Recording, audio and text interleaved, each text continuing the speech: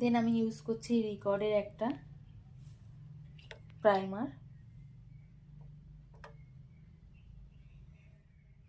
এটা হলো একটা রেডিয়েন্ট প্রাইমার, যেটাতে স্কিনটা যে ড্রাইনেসটাকে কাটিয়ে দেবে।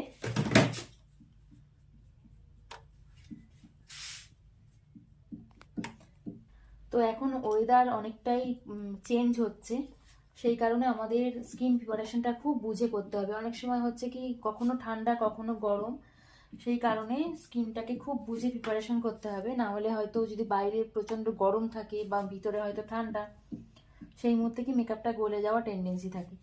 তখন আমরা কি করব, তখন প্রাইমারের পরিবর্তে আমরা ওখানে ম্যাজিক ড্রপও ইউজ করতে পারি।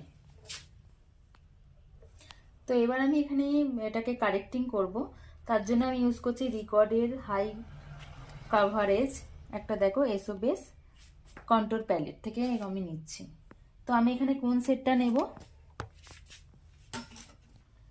তা আমরা সবসময় কারেক্টার ডাস্কি স্কিন টোন হলেই আমরা বেশিরভাগ এই জায়গাগুলো আমাদের এই সমস্ত এরিয়াগুলো আমাদের সবসময় স্পট থাকলেই আমরা সবসময় অরেঞ্জ কারেক্টার দিয়ে আমরা হাইড করি। তো আমি এখানে অরেঞ্জ কারেক্টার ইউজ করব না। এখানে দেখো ওর স্কিনের যে এই যে ডার্ক সার্কেলগুলো, ডার্ক সার্কেল ঠিক নয়, ওর স্কিনে তো এই প্রবলেমটাই রয়েছে পুরোপুরি। তো ওর এই যে টোনটা রয়েছে এর থেকেও 1 থেকে 2 টোন ডার্ক আমি এখানে ইউজ করব। তো দেখো এই ডার্কটা আমি উপর দিকে তাকাও,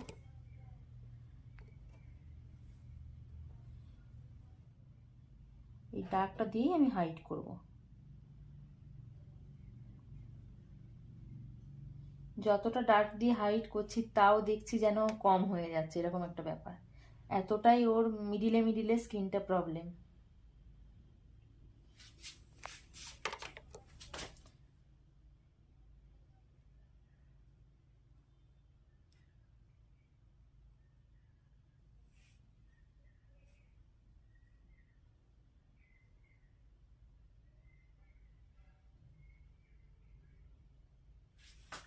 হাইড হচ্ছে, হাইড হচ্ছে স্কিনটা। হ্যাঁ, ব্লেন্ড করে নিচ্ছি।